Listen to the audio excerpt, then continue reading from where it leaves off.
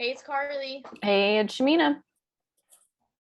And And we're we're emotion ball. so sometimes I just will try to troll you and I try to watch for when you're gonna say it and then I try to say it.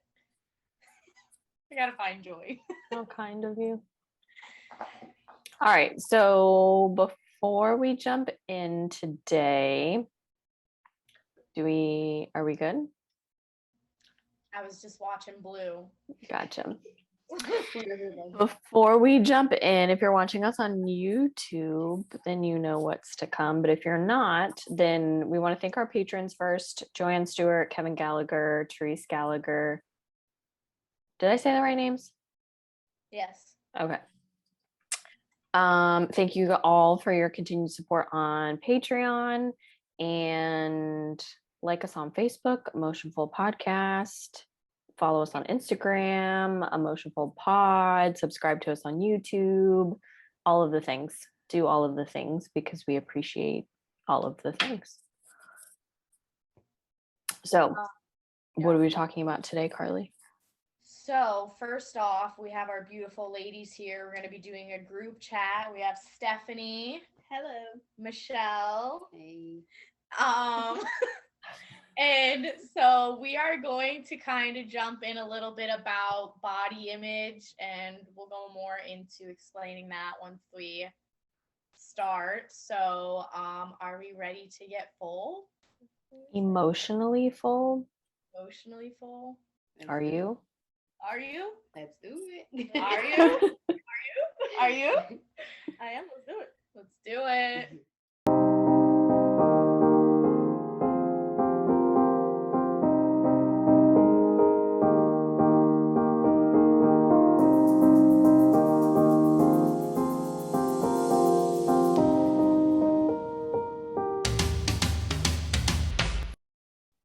Okay.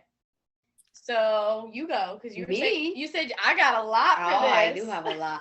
I want to hear. I just feel like, first of all, there's so many like factors, and like so many different ways to like look at it, because I know you mentioned like and how like social media plays like a factor in it, you know what I mean? So some like background with me is that like I come from like a culture, like I feel like we all do because it's just part of society, but I come from a culture that like emphasizes a lot on how you look, you know what I mean? Like in Colombia, like it's known for people to go to get plastic surgery, you know what I mean? Like people all over the world go there for the plastic surgeons or whatever. It goes as far as like 15-year-olds for their 15th birthday party, what their gift is to get a boob job. Wow. Like, you know what I mean? Like that's just the norm. Yeah. So I feel like that in itself like plays a huge role. Luckily, like my family, like my immediate family, like I never saw that. But like obviously when I would go to Colombia or whatever, like, music videos, whatever, like that played a role. But I feel like how does that affect you? So it's so hard. Like, well, hold up.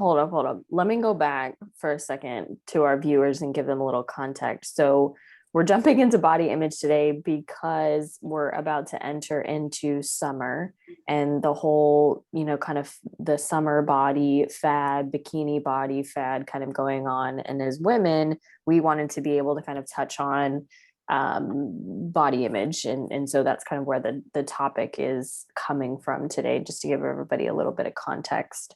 So even Blue can give her opinion of her of her body. So back to Karlie's question. Karlie's question. Listen, I figured out why I've been stumbling lately. Mercury is in retrograde and that impacts like your speech. So my throat chakra is closed because Mercury is in retrograde and it's messing me up. Is that for everyone or is that depending on? I think it's for everybody. Okay. I just never understood like, what that's similar to like full moons and all the that. eclipse. There was just an eclipse. That's what I'm right? saying. Like, I don't like when people say that, like, I don't know if it's like it applies to everyone or if it applies to to certain signs. Is that what you're Yeah. saying? Like I don't know Taurus. about that. I think Anyway, it- that's yeah, something else. Yeah.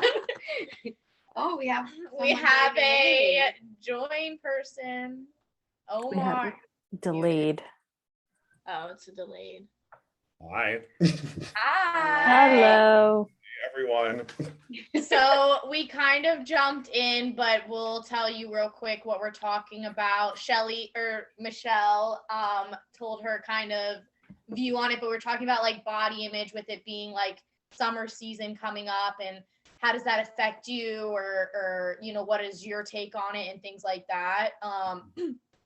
Michelle was just saying, like, from her Colombian culture background, how like for people's 15th birthday, their gift is getting a boob job. So I was asking her, like, how has that affected her in your I don't view? know. Like, in your I view feel of your like body? I think it like for me, I want to say like maybe growing up, I was like, oh yeah, I do want to get a boob job. You know what I mean? Because it was just maybe the normal thing to do.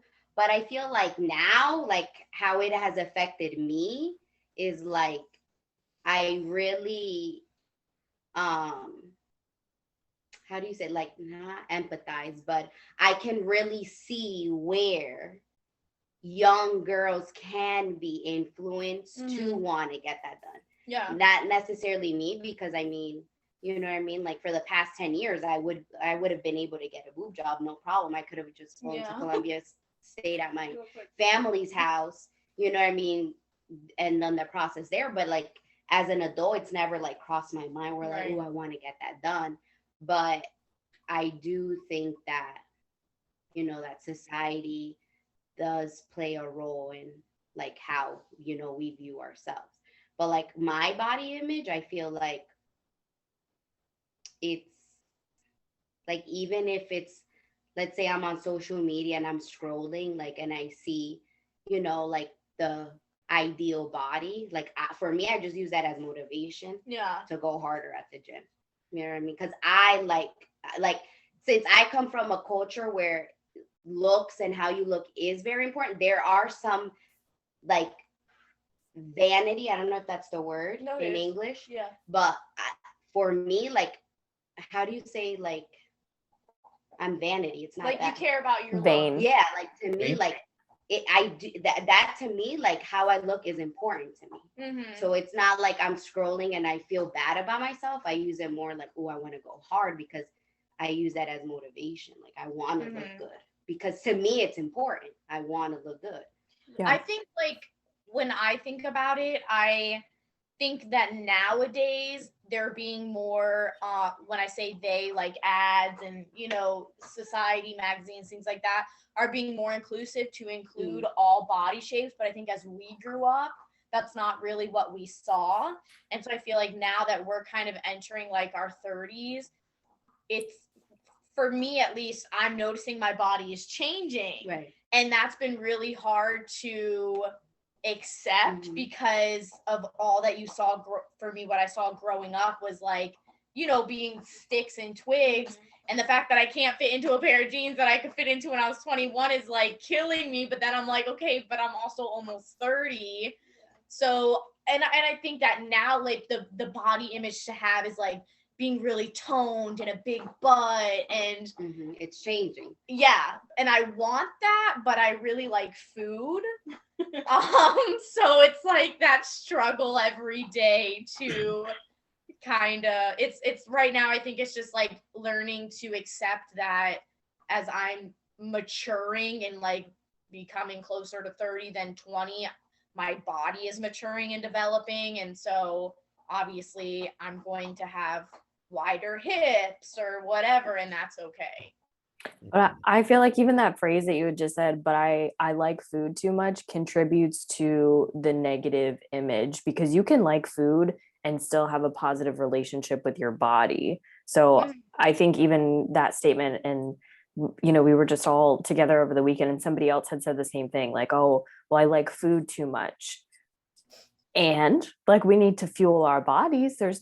We kind of equate, if I eat too much or I eat the wrong things, then my body's going to look bad or I'm doing something wrong. But the two they're not equivalent. You can like food and you can still have the body image or just the positive body image that you're looking for. So watch your language and how you speak to yourself. Well, I think it's more of a balance in saying like, I like food too much and I don't enjoy working out. Like, I think it's more of that. And also, what type of foods do you be enjoying? Exactly. I will say I do like healthy foods, but I do like my brownies too. So Touche.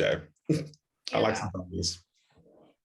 But so yeah, that's kind of, I feel like my take on it is like, you want to fit what's the current like in body, but not everyone even has that body type to fulfill that image, you know? That's true, because there's some people where I'm like, there's no way, because you know how like on the explore page you see random ass people, and one thing that really irks me is like those what I eat in a day. Oh, those things. Yeah. So it's like they put a picture of themselves and they look thin, and their body structure is just genetics. The way they're made up, they're thin. Yeah. Doesn't matter what they eat, they're going to be thin because that's just the way they are. So they're here putting all these like carbs and like you know what I mean? Like these things that are like very high in like protein and carbs, which, you know what I mean? Like if you're working out, that's going to fuel the muscle and it's going to make your muscle grow.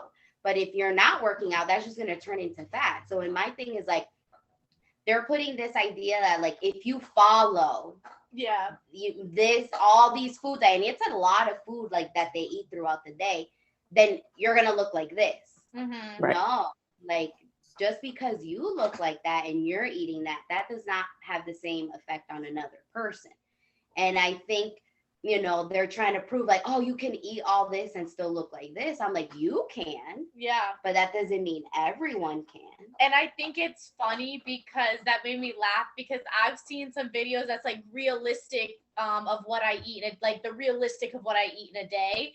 And it'll be like, I start the day with granola and fruits and yogurt. And I'm like, that's not realistic. I'd be starting the day with a frozen piece of pizza that I just microwave real quick. So I'm like, girl, come on. But I feel like for some people that could be their realistic. That could be their reality. But I agree with you. Yours, exactly. You know what I mean? And that's where I think it kind of laughs of like.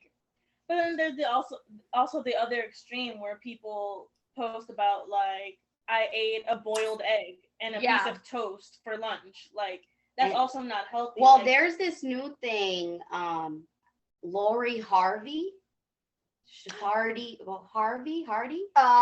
What's that dude? Steve Harvey's daughter? Yeah. So it's on social media where they're like, everyone is like, oh, like, tell us what you did to drop so much weight. Because I guess she has abs now or something. Oh. I don't know. So she was like, she was talking to something where it's like, super limited what she ate, doing Pilates twice a day, like some extreme, like, you know what I mean, things where it was like nutritionists were like, that's not healthy. Yeah. You know what I mean? And on top of that, that's not, like you said, realistic. Yeah. The chances of people working out once a day, it's hard. Imagine trying to promote, oh yeah, you need to go work out twice a day, or you can only eat an X amount of calories. That is impossible. That's crazy, because then people are scrolling like, oh, I'm gonna do that, and I want to look like that. To be honest, like, so when I was getting married, I went through the period of like probably about 8 months where I was eating 1,200 calories a day or less, and then I was doing kickboxing at least 3 times a week.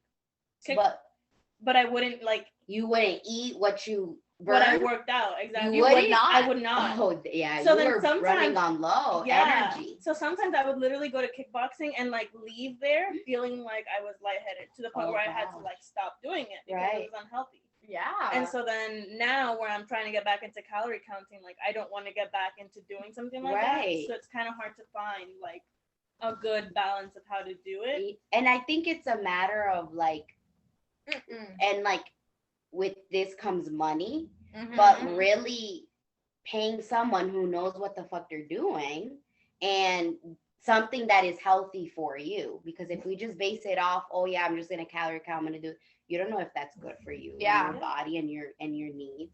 But then that's when you need to invest. But not everyone has money to invest in that realistically. I think another Okay. I think another thing that just kind of like comes to my mind too is like whether you're on Instagram or you're online or you just see all these ads for, you know, this new weight loss program or these new foods that you can try or this different diet or fasting, where it's just like you see a lot of the results, whether it's kind of like, you know, pictures or videos or testimonies for some people. But a lot of times there's a lack of transparency in terms of like what was really involved in order to get these results, you know? Mhm. How often did you work out in addition to like, you know, these juices that you've been doing, or in addition to these other steps you've been taking to ensure that we get to this point? And I think that just can be harmful to some extent because there's a lot of people, whether it's, you know, women or men, that look at these ideas of like, all right, I want to be able to attain this look or get this thing. And I'm following everything that I should be doing according to this plan, but it's not working out. And that just also makes me think about like plastic surgery or just body augmentation to whatever different degree. And I remember I had a conversation about this with someone else before, and I'm just like, I'm all for it. Like if somebody feels the need, like I want to go out and make this change to my body and I'm making a well-informed decision, totally fine, that go ahead and do it. But I think it's difficult sometimes too, because there's some people that are very outgoing about their experience with plastic surgery, and there's some people who aren't, and sometimes they will lie or deny it. Oh yeah. And it just feeds into that unrealistic expectations that people have when you're scrolling through social media or you're going through all these different posts and you have this image that you're like, oh, well, I can attain this. I can like do a certain amount of workouts or change my diet and exercise to be able to get this look. But in reality, this person didn't even do that to get to that look. Exactly. And that can be very harmful for, you know, men, women, and people across different ages too. And I think that's a really interesting thing. I think not many people are talking about, you know. For Well, just sure. just kind of the holistic approach, or even from like an emotional perspective, like weight loss Yeah. and, you know, eating, all of those things, a lot of it is tied to emotion. So like what was the emotional process that you went through in order to like feel really disciplined, or, you know, getting yourself on a regimen? How did you feel, kind of thing? Because, you know, Omar, when you and I work in with like therapy or eating disorders, different things like that, it's usually rarely ever just body image, but it's more so tied to some type of an emotional response or trigger or what have you. And so I think we also ignore that fact too, is that a lot of this is rooted in emotion, but we turn it to like this external outward appearance. Mm-hmm. Oh yeah. You know, one thing too that I was thinking about that I think has been maybe another factor of why it's been hard for me to like adjust to accepting that like I had to buy new pants is because when I went through the breakup, I dropped like 20 pounds.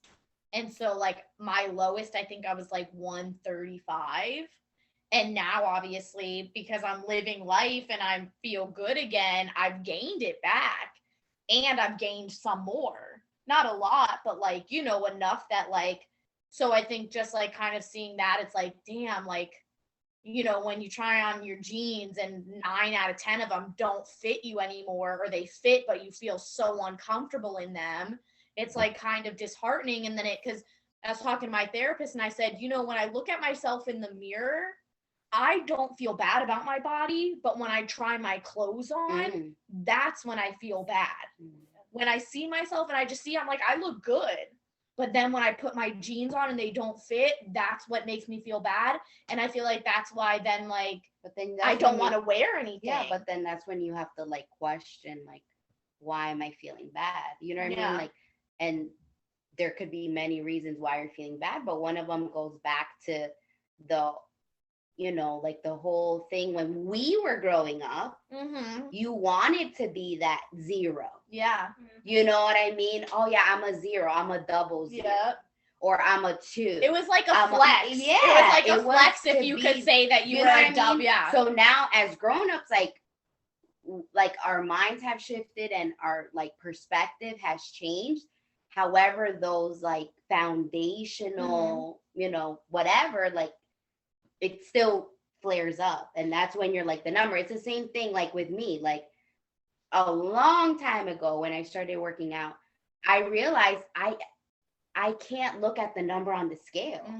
You know what I mean? Because I've been the same number on the scale for 2 or 3 years, but my body is very different from 2 or 3 years ago because now I have a lot more muscle.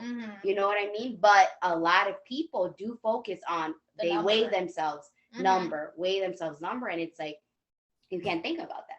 Well, and also I will say, like, physically I'm almost 30, but mentally sometimes I still feel 18, you know? So then I think sometimes that's why there's like that imbalance, because I'm like, I still feel sometimes like I'm 18 or 20, 21, and then I'm like, oh no, wait, I'm 28 now. And then I have to be like, okay, like my body's not meant to fit into things that I could fit when I'm 21. But I think sometimes it's just like that catch up game, like mentally, of like acknowledging that and knowing like that's okay. I saw this thing online and it was like, it said something about how, like, if your shoe didn't fit, right? If you got, you had the wrong size shoe or whatever, like, You buy bigger shoes, right? But like clothes aren't made.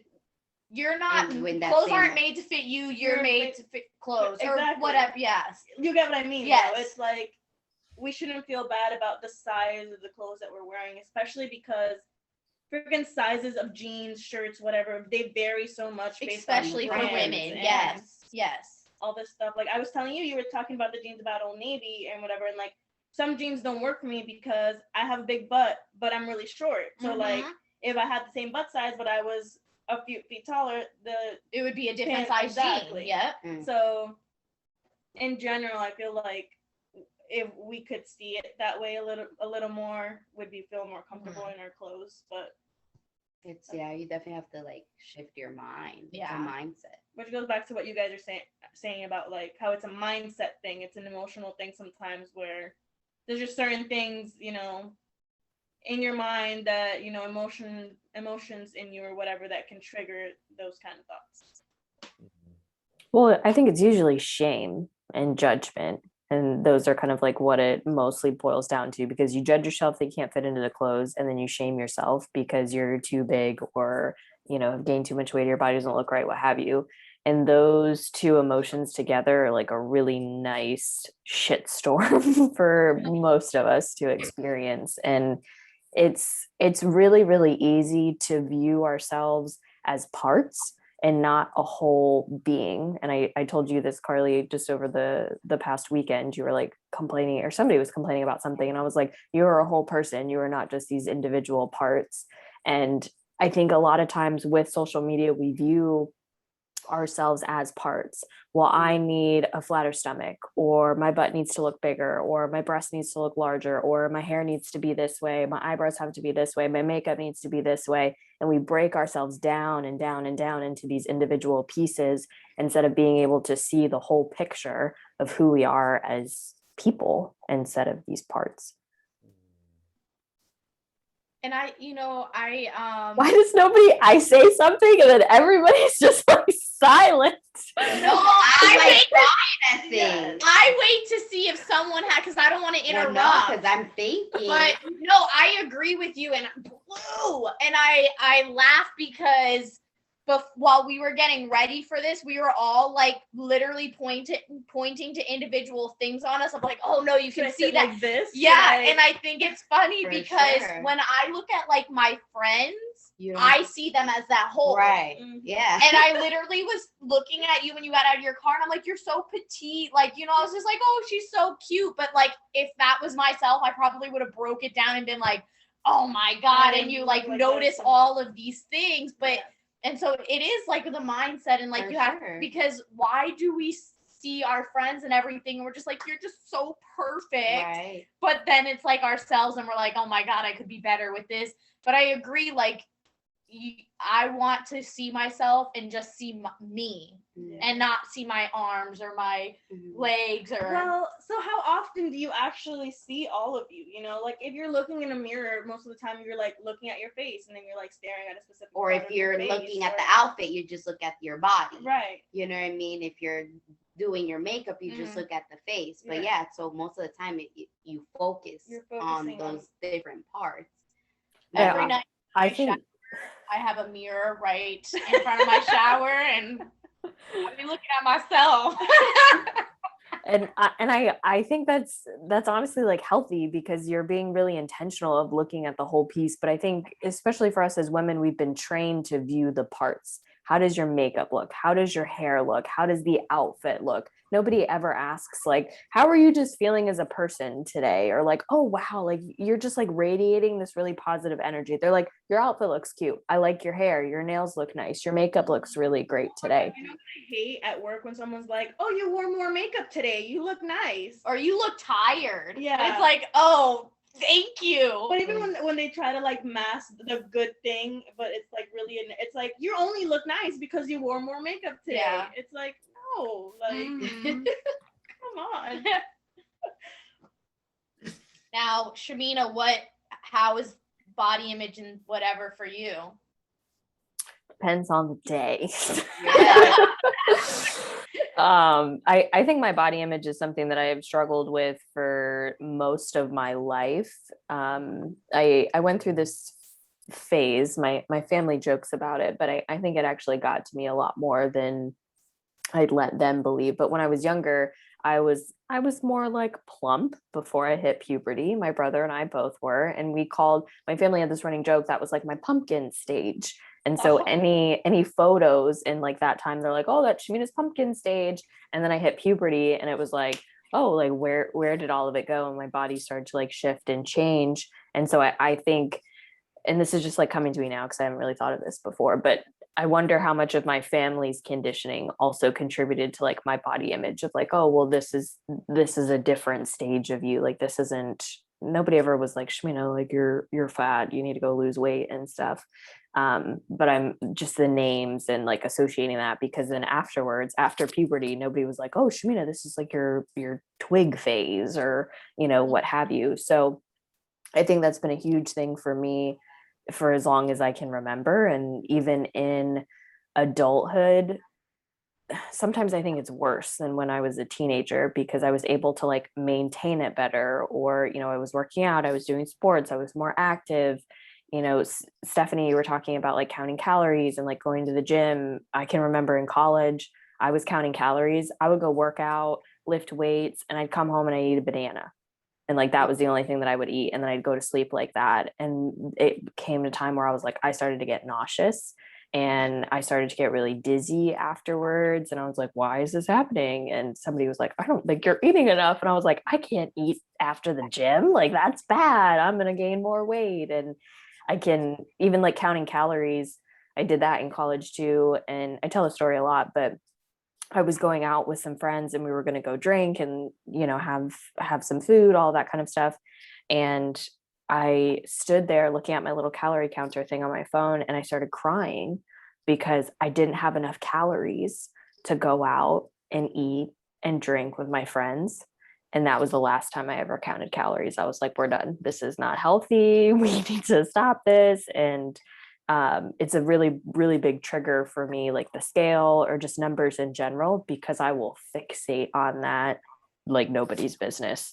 So I think for me, it's been important to recognize like what my triggers are and how to maneuver through them. So like if I go to the doctor's office and I get weighed, I don't look at the scale. If they want to tell me my weight, I say, don't tell me my weight. I don't want to know it because I'm just going to fixate on it. And instead, I focus more on like how my body feels, am I feeling more energetic or active, or even with the clothes thing, like that's always I think for any woman or just any person, that's like a big thing. If you don't fit into your old clothes, you're like, wow, you're a piece of shit. You need to go to the gym or you need to work out a little bit more.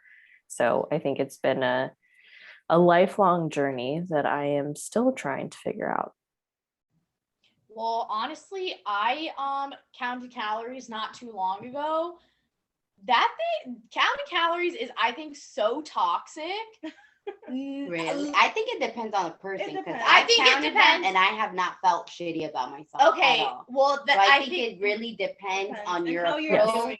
yes, and how you Yes. think of it and how the relationship you have with yourself, with your body, and the food. Because I've done it solid since we started. you're still doing it. Yeah. Yeah. See, no, I stopped for 1 week because that was I- a crazy week. I but- did it for like a week, and I was like, "This is ridiculous. But I that's literally the thing. can't eat." But that's the thing. You probably like you're basing it off what the app tells you. Yeah, absolutely. There's people that study this shit. Yeah. and they'll give you a better, More accurate. accurate. But I thing, think that yeah. goes back to you saying it's money. Like, all of these celebrities look so amazing, but they're able to Right, afford okay. chefs. They're able Yeah. to afford personal trainers. Like, if you take your But that average doesn't mean American, it's not attainable. You can attain it if you set your mind to it. what are you and- saying you can obtain? Calorie counting or the body you want? Because I think I the go back body to you want. absolutely. Yeah. And I think I go back to with Shamina though. I think for me, what I'm trying to now do is listen to my body. And as long as I feel good, that's what's important. Right. So if and I'm not fixating again on like, I can only have 1,200 calories, or I have to weigh this much, because I think how much I weigh now is like the highest that I've weighed, but I've weighed this amount once when I was like in my early 20s, but I look so much different than when like, I think now it's more of like muscle and things like that. Whereas when I weighed that way before, my face was round. I've told you guys, like, my face, like, you could tell it's just different views. So you can weigh the same amount, but it be different. Like you said, like, your body over the past 2 years, the number has stayed the same, but your body has shifted because it's more muscle and things like that. Yeah, for sure. It's just hard. Omar, I want to hear from you how you view your body. Yes. How have I viewed my body? I feel like I have a pretty healthy relationship with my body. I feel like when I was younger, as a kid, I was always a little like just self-conscious about how like skinny I was. I felt like I was kind of like a little bit of a scrawny kid when I was younger. And I don't know, in my family, like in my culture, like my family's originally from Trinidad. So like that Caribbean type of like thing is like, obviously like they don't glamorize being like morbidly obese, but it's just kind of like if you have a little bit more voluptuous legs, or you just have a little bit more meat on your bones, like that's kind of like seen as a good thing. That's a positive thing. So I feel like for me, growing up with that culture, but also kind of like being a little bit more on one side of the spectrum, I was always like, all right, well, I kind of want to obtain that, and I'm kind of like striving for that. But also it's just one of those things I think over the years, just personally, even though I've wrestled with it, I've always kind of like been like, you know what? I'm doing everything that I physically can right now, whether it's I'm eating a decent amount, I'm working out, I'm doing what I can, and I'm just going to come to terms with that, because it can easily just turn into, for me, like this downward spiral of just fixating on all the shortcomings that I'm making. And I feel like I just reached a point where like I was sick and tired of being sick and tired of that. So I was just like, you know what? Take it or leave it. This is where it's at. And so for me, I think just even culturally, the biggest things where it comes to like, health wise is like, are you eating enough? Like, have you eaten like this amount of times today? And like, if you go to a family member's house, they're always trying to shove food down your throat. So it's always one of those things where like my mind is like, it's just those basic necessities. Did I eat today at all? If not, like I need to get something inside of my body. And whatever comes at the back end of it, maybe I might need to like do a little bit of like working out, or, go a little lighter at the end of the day. Sure. But like, I just need to make sure I hit those basic points. So I feel like over the years, I've come to appreciate and I love my body. And obviously I feel like there's different things that we wish that we can change about it or tweak. But I think right now, my biggest thing is just health. just making sure that I get through the day and I'm not feeling lightheaded, or I'm getting through the day and I feel like I have the energy to sustain myself. And as long as I hit those key points, then I feel like it's a win in my books. And I think it's interesting, the different cultures and, you know, the body image that's portrayed or what is viewed as attractive, because I do think that's really important. You know, in America, it's changed so drastically just in, I mean, like 50 years, just the whole difference. Oh my God, 50 years isn't even that long, because we're in like 2020. So maybe like the past 100 years. How about that? That's just disgusting. But I think that's a really important piece of all of this too, is like the culture and how we're raised, and how our heritage is also viewing body image or what is deemed attractive or appropriate. Yeah, and also how different cultures, like, I feel like whether it is more, Latin American countries, or whether it's more Caribbean countries, or just like people coming from different countries, I feel like that influence is becoming greater. So I feel like it's being reflected in the culture of the US a lot differently too. So I feel like there's a lot of things that could be attributed to why, like, if you got a little bit more wider hips, or if you have a little bit more jiggle, that's a little bit more acceptable now, because I feel like all these influences from cultures in music, in fashion, and just in a lot of different aspects of society here in the US, that's been shifted because of the influence that's shifted too. And so yeah, I definitely think that's an important piece in it. Well, I feel like even in the past like 2 or 3 years, like especially with the what's it called? Like with TikTok coming out and everything. I don't know why y'all have TikTok. No, but listen, don't know TikTok. That's what I'm saying. What like, was it? I Who feel did I like send you last night? Babs Babs. became famous But on TikTok. no, listen, I think one good thing with TikTok is you see like the realities, and I feel like that's really showing. Like, I really like when there's videos and like the girl will be like, I have rolls, I have stretch marks, look at the hair on my skin, and like really kind of like, I don't want to say pointing out their flaws, because it's not flaws, but just like acknowledging that like that's normal. That's normal, and that's this reality. that a lot of these women who are so toned and everything, like that's photoshopped, or that's because they're standing and posing a certain way. And so it's like just showing like, hey, this is what a real body looks like, and like you should have rolls and things like that. That's why you have to like watch out who you follow. Yeah. You know what I mean? Like on Instagram, I only have Instagram and Facebook. I don't have TikTok. But like on Instagram, I'm very selective as to who I follow, because I'm consuming whatever they're putting. You know what I mean? Their energy, whatever they're putting, their views. So my thing is like, I need to follow people who are good for my mental health. You know what I mean? And with that comes with like what you're saying, like people who are realistic. Yeah. You know what I mean? So it's like, I can follow people who are into working out and, into that sort of thing. But at the same time, I look for like, is all their content like posed stuff where it's like, is it attainable, or is it something that is like, oh, they're real, like this could, be attainable? And then that motivates me. Oh no, like, they have a similar body structure as like me. they're honest You know with what I you mean? about their journey. They in their same post, they post one that's posed. No, this is me posed, and this is me normal. Yep. You know what I mean? They post one where it's like, these are 2 minutes from each other. One, I'm sucking it in, and the other one, I'm letting it out. And that's normal, because we're all like that. What do we do when we pose for a picture? I know I do. I get a good, you know what I mean? Like, and that's reality. Yeah. But at the same time, my body doesn't always look like that. And so you have to watch out who you follow. That's why I don't like that TikTok thing, because you just get all the videos. No, you can follow certain people, and there's like a For You page, so it like narrows down to what your likes are. But it's still random. It's not just the people you follow. It can be. If you choose. Do you watch it like that? I don't. I have have two stories that are kind of a topic, but going back to like the culture thing and what Shamina was talking about. But so culture wise, you talked about like Hispanic cultures, like really caring about how you look like and stuff.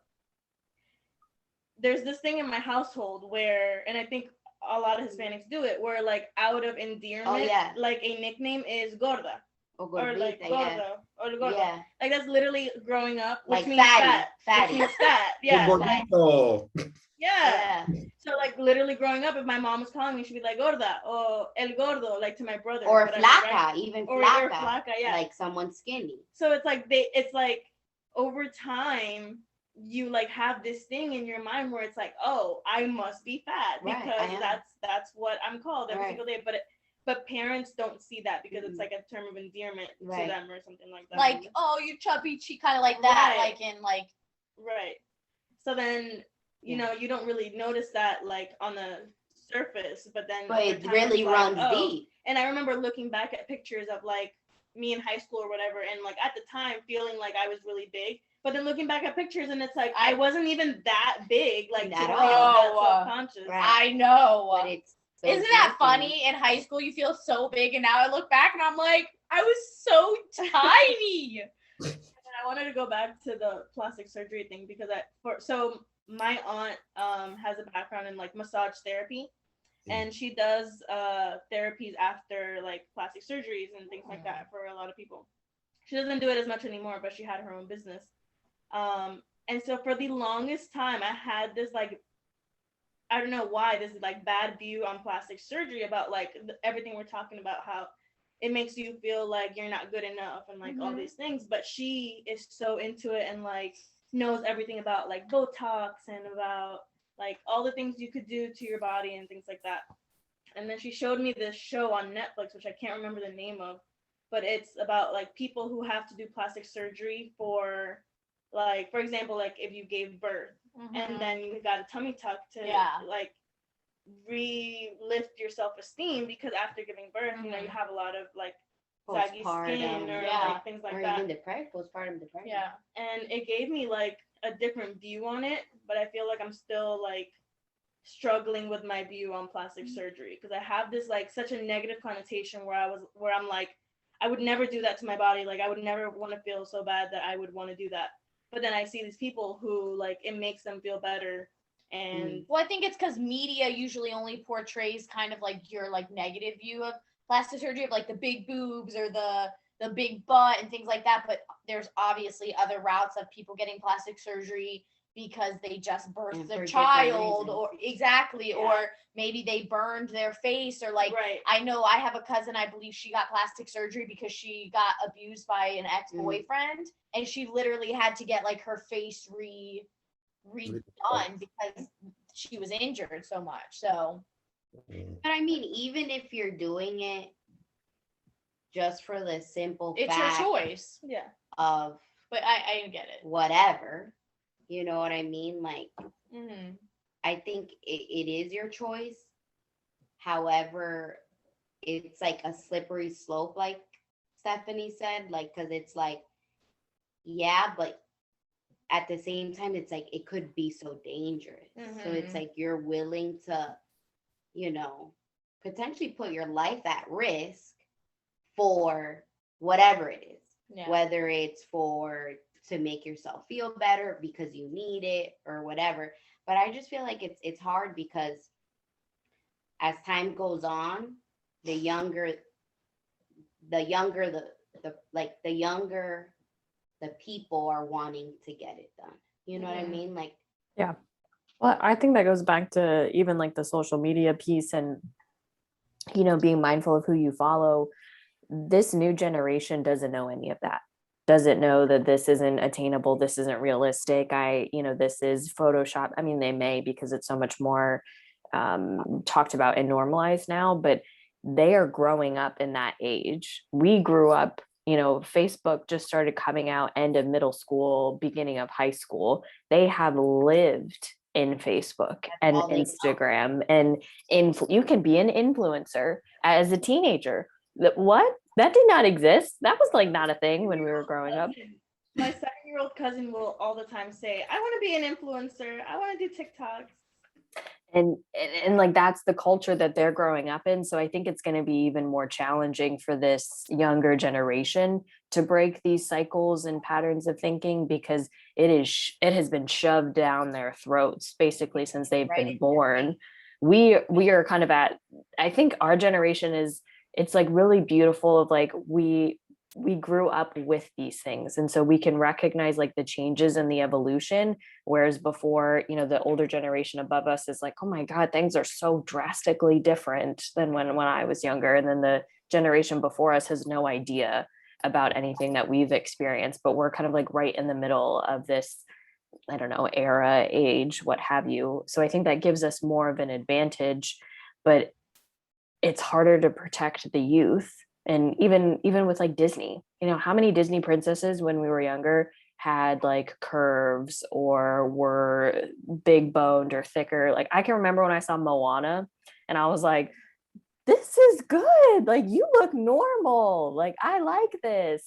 And I think even now with what the hell is it, Encanto, they represent different body sizes, and I love it, because before it was just like this little tiny woman is in distress and needs to be saved by the prince, and like that's the message in the model. So we're even getting that as kids, but I think now it's shifting, but there's also so much more accessibility to the negativity or the toxicity of body image, how you're supposed to look, what it means to be attractive, especially with the teenagers right now. And that's you know, a population that I work with often. And so we have to talk about like, this isn't realistic. This is like photoshopped or doctored, or, you know, how is this impacting your body image? And it's heartbreaking, because it's something, you know, I can connect with a lot of my clients because I've been there, but it's also, we live in a society that promotes this, and it's heartbreaking that like we have to go through it. But I think more so particularly as women, and then having to like unlearn these behaviors or learn to feel comfortable in our bodies or comfortable eating what we want to eat. You're always so profound. I never know how to follow that.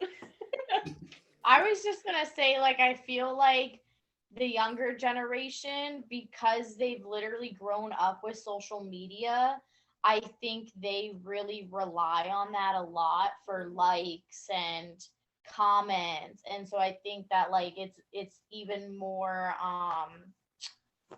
like upsetting if they don't get like a certain amount of likes. Whereas like for me, like for us, like, you know, we knew what it was like before social media. So, I mean, don't get me wrong, like I still like social media, but I think it's easier for me. Like I have a timer. I only go on Facebook for like 5 minutes a day.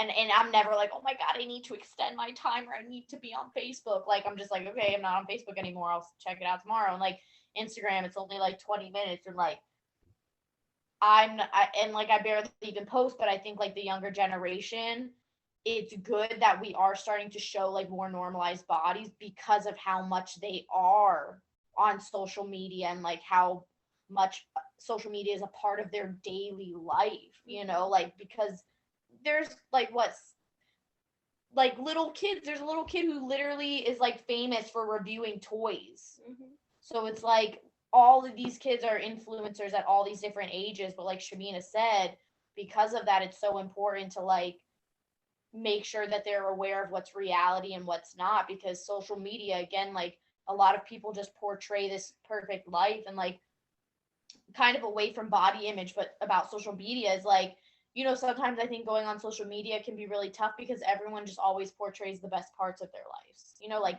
traveling and da da da. And so then when you see all that and you were like, damn, I haven't gotten to travel, it makes you feel bad of like, oh, what, you know, like, and so it's just like, again, that balance of, and I saw something that was like saying about how like social media does portray that, but you have to realize like that's not, you know, traveling is like such a tiny part of your life.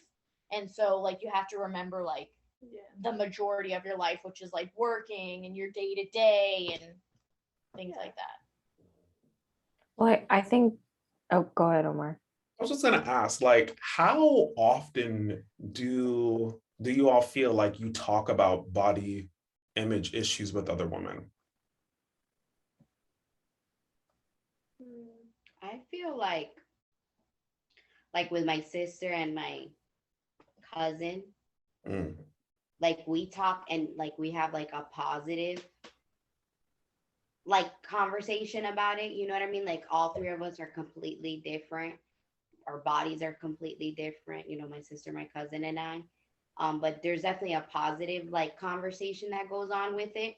Mm. I think definitely like with like my mom, Mm. I've had to like kind of like what she says, and I know she's coming obviously as a mom. I know my mom, like you know what I mean, like Yeah. my mom, I know she's not coming from a malicious or like a mean space or whatever.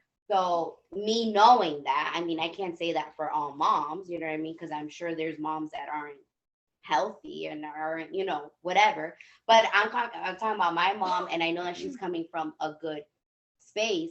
I think it's just a matter of like me repeating what she just said, because it could come off as like negative or like shaming. You know what I mean? I'm like, but think about what you just said. Like, what do you mean by that? You know what I mean?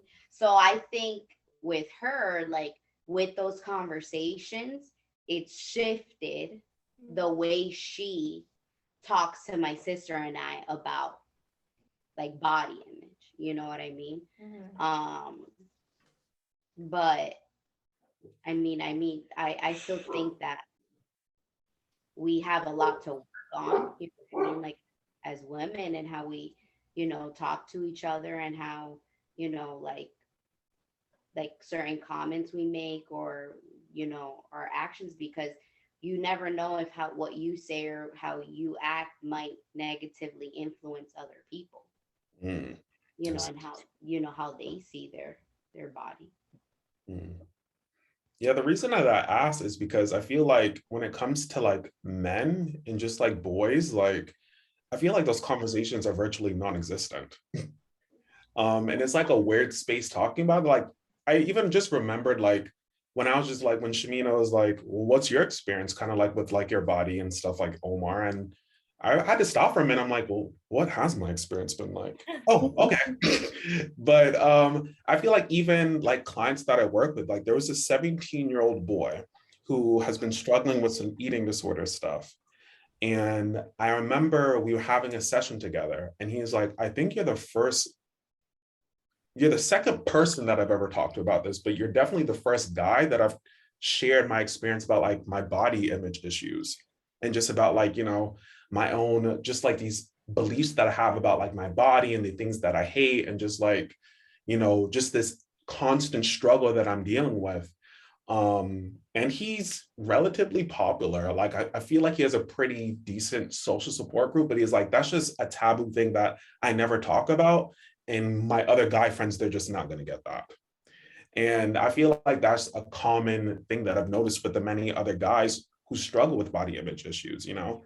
And I feel like to some extent, I feel like the experience for women with body image issues is very different from men. But I do think it's something that many men do struggle with, but it's just hard because I feel like it's such a taboo thing that there's not much of a space to really even begin understanding why it is you feel this way about your body, you know? Yeah. And Yeah, I think I can also remember like even just my husband saying something about like his own body, and me feeling like, oh, like I wouldn't even think that you'd feel self-conscious about that or whatever, yeah, because in mine it's like men don't feel self-conscious about their weight or how they look or how It their doesn't clothes affect feel, them. or like yeah, I feel like you're right, like it's not talked about as much, so it's hard to think about men feeling that way. yeah. And I feel like even that belief, like it's just like men, you know, don't really think about that, or that's just not a thing that men should think about. It's like an internal thing that many men carry with them too.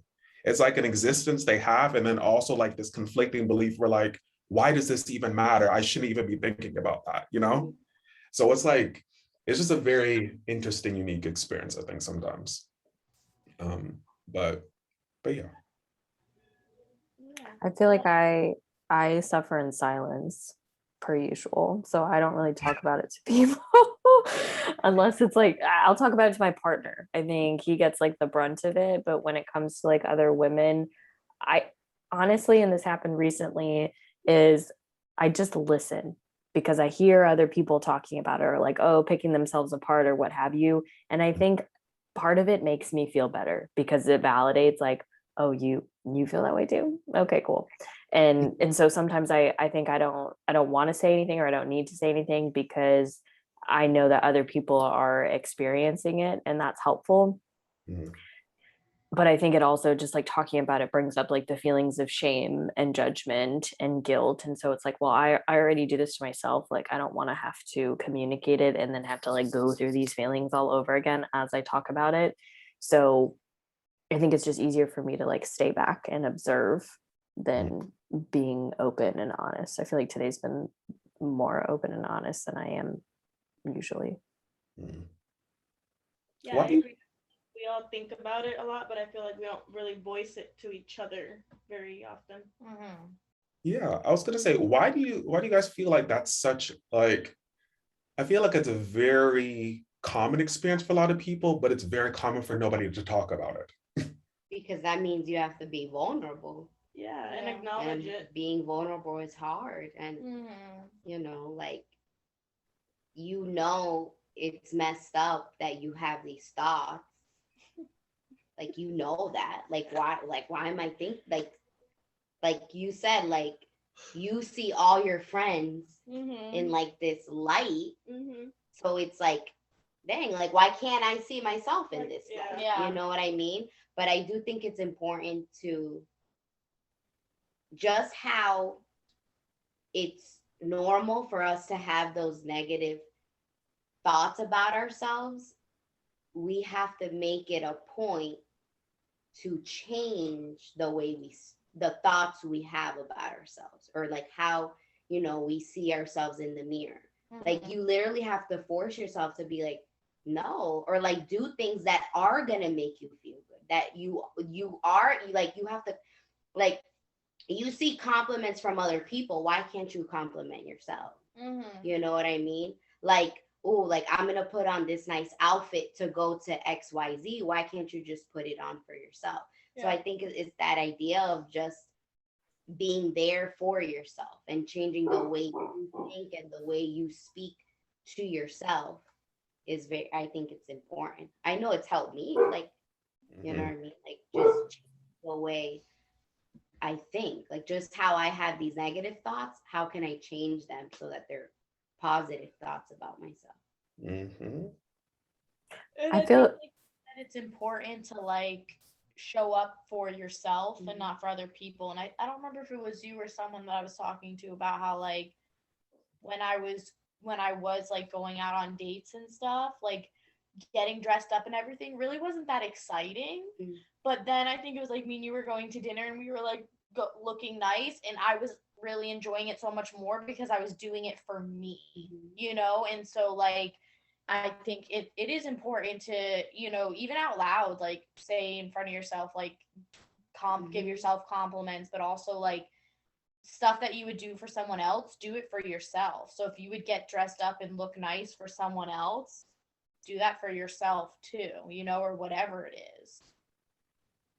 I think it's easy. I think women, and this is not a generalized statement, but more so things that I've observed, is we talk about it in a really passive aggressive way by, like if we're all together and like getting dressed of, oh, this feels too tight on me, I don't like this, or oh, I'm really uncomfortable in this, or oh my gosh, my makeup's so bad, I'm gonna look horrible, what have you. So I think we bring it up in conversation, but it's the tearing ourselves down piece, as opposed to like, hey, I'm feeling really insecure about my body today, and that's making me uncomfortable. And I don't think I've ever spoken those words to anybody before in my life, let alone heard somebody else like said that. But I think it's more so done in a passive aggressive way of just, we recognize the insecurities and we take notice of them, or we say them before somebody else does, so that way nobody else will point it out. So I used to do that all the time in high school. I had really bad acne in high school, and I used to,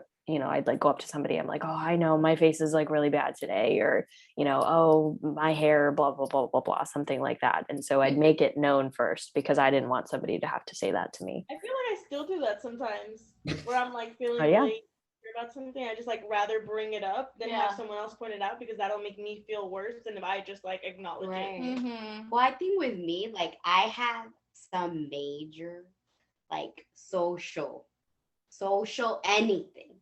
What was it? I think it was with you this weekend. We literally were going to Publix Oh yeah, you're like to fucking practicing. put helium in some balloons. So me like interaction with someone, like I play it before. I'm like, okay, I'm gonna say this. I'm like, oh yeah. Literally, we're walking to Publix and I'm like, oh yeah, excuse me. Because she was saying, oh, I don't know if they'll fill it up because they're not from there, or they're from another spot. So I don't know if they'll fill up the helium since we didn't buy it from there. So I'm like, oh yeah, oh and excuse me, yeah, I was wondering if you can fill this up. Like literally, As we're I'm walking that's into how the my store. social anxiety is, right? So maybe like the last year, because I actually voiced this with my parents. I was telling them like it's a simple thing, like I need to know how parking is when I go somewhere new. Like I don't care if I need a parallel park. I know how to parallel park. I don't know if I need to go to a garage parking, but I need to know where I'm gonna park. You know what I mean? So I was telling this to my parents. I'm like, you guys don't ever feel anxious, and then I give them certain examples, and they're like, no, like you know what I mean? Because they don't, they don't have anxiety like I do. And I'm like, whoa, like what are you know what I mean? So through conversation with my parents, they were like, my dad especially was like, no matter what, you're gonna go park. You can either stress about it the 30 minutes that you get there, or you worry about it once you get there, and then, oh yeah, I have to parallel park, and then you parallel park. So I think that conversation really helped with me. Like when I do start catching myself being anxious in certain things, or not necessarily like in that one, but like body image, when I'm like self-conscious of like about my body, I start like switching my thoughts, like, but wait, like you notice that. You know what I mean? That doesn't mean other people are going to notice it. Mhm. And just because you have that insecurity or that whatever, that doesn't mean that you can't just say, fuck that insecurity, and then just like feel confident. You know what I mean? So I feel like that's really helped me, like, with that conversation with my parents. And like when I do start feeling that way, I'm just like, I just try to shift it. Now, I don't always catch myself. Sometimes like it's a spiraling and then it just leads to other thoughts.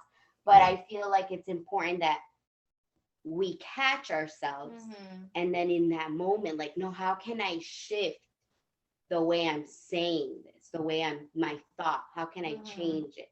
And I think that really helps. So whenever you're feeling messed up about yourself, not change that shit. Like, nope. Oh, and that's the thing. Like, for example, like, oh no, my belly feels big, or my tummy, or whatever it is.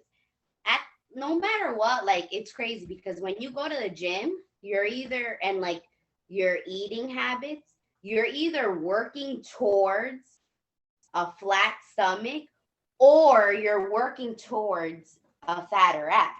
You can't do both simultaneously. So it's like, why am I stressing? You know what I mean? Like, I like my legs, I like my thighs. So that's my tummy is gonna have to, Yeah. you know, say compensate, or Like it's gonna have to. that's part of the deal of having Yeah. like big thighs and a big Yeah. butt. So I think it's just changing that mindset. Mhm. Change that shit. Challenge myself. Now that you said that, I'm Yeah. gonna challenge myself now. Every time that I catch myself saying something bad about myself, Yeah. I'm gonna say at least one good thing about myself. Yeah, Yeah. just changing like it. that. Aww. Look at this growth. I'll try this. Look at this reframing that's happening. Yes. All right. Are you guys feeling emotionally full? Because I think I am. For sure. Hell yeah. Mhm. Round it up. So we want to thank our guests today, Stephanie, Michelle, and Omar. It is always a pleasure when the three of you join. So thank you guys for taking some time and spending time with us talking about this topic, because I think it is really important to discuss and to normalize. And Omar, I think your perspective has been really helpful to the conversation today too. Cool.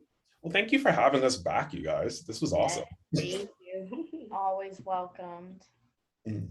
So what do we want our viewers to know, Karlie, or ask Or our questions. viewers? Do you guys have questions you want our viewers to answer? How do you how do you practice like positive Body image. positive Self-esteem. self-love, positive, Self-talk. how do you pour into yourself? You know what I mean? Like, how do you pour into yourself? Not really like body image, but just overall, how do you pour into yourself? I like it. Mhm. That's a good one. And it doesn't necessarily have to be positive. It could also be from a neutral place too. Because I think a lot of us go from like, I'm a negative to positive, and that's too much of a jump in the other direction. So even if it's neutral, that's okay too, because that's a step towards the direction that you want to get to. So I just had to put that caveat in there. All right. Karlie and I will see you all same time, same place next week. Bye, everybody. Bye.